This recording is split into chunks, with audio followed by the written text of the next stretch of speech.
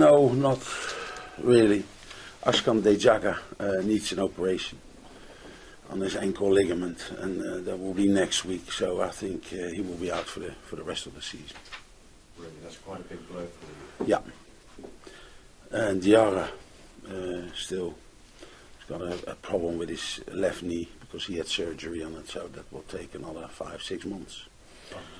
And a young, we will do an assessment tomorrow and a last test, and he could probably play, but we are not sure yet. Aston Villa, what do you make of their recent run? Paul Lambert was really looking down a barrel a few months ago, but they put together a good little run of results, haven't they? They're still desperate though as well. They'll be formidable opposition. Well, I think they're in the same situation as a lot of other clubs. You know, if they pick up the points in the next couple of weeks, they will be fine. Are you safe?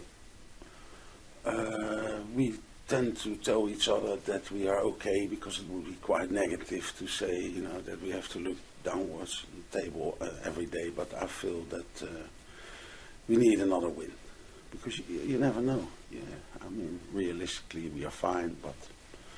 You know, if everyone will start winning the last 6-7 matches, then you could end up with a problem. But hopefully we will get a couple of results in the next week or so. It's not been a happy hunting ground, Villa, to say the least, since the Premier League came along. But I guess those runs have all got to end sometime. So why not this weekend? No, why not? It's a good team. I think overall we did well away from home. Maybe too many draws, but on the other hand, you know, even Newcastle, I think we could have done a bit better, you know, in the 93rd minute to concede a goal. That is disappointing. But if you see their results, they've got quality, you know, they've got Benteke, Rijman, Agbonlo, or even Darren Bent on the bench. So people keep telling me that they are young, but I think they changed their system as well because they played in a different system. They had fantastic results if you think about. I think it was Liverpool away from home a couple of months ago, and they were a disappointing result because it's a tough league. So, but I still feel that if you look at their results, especially at home, okay. The form of Dimitar Berbatov, how good is that at the moment, and what a good buy he was? Is it your best buy? Yeah, it's always the same. You know, everyone wants to talk about Dimitar. Of course, he's got a very good profile. Yeah.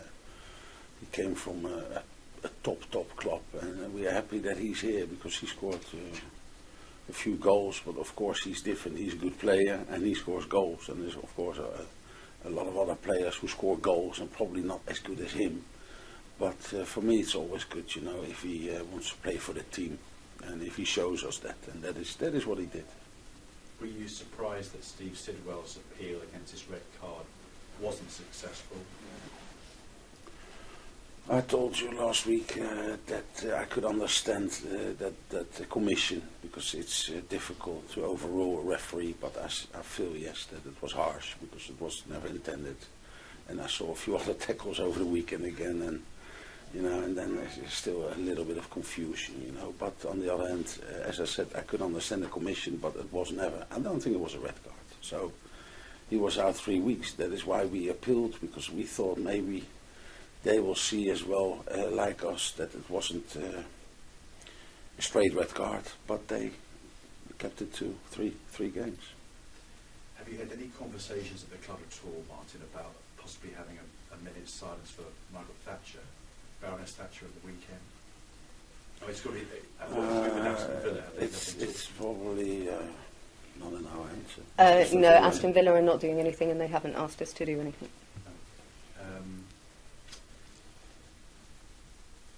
UEFA said that there'll be 10-match bans if anyone's guilty of racism, maybe matches played behind closed doors. What's your reaction to that? Is that strong enough? Are they doing enough to combat racism? I think they do enough if you do that, you know. And in the past we talked about it and we had all these actions.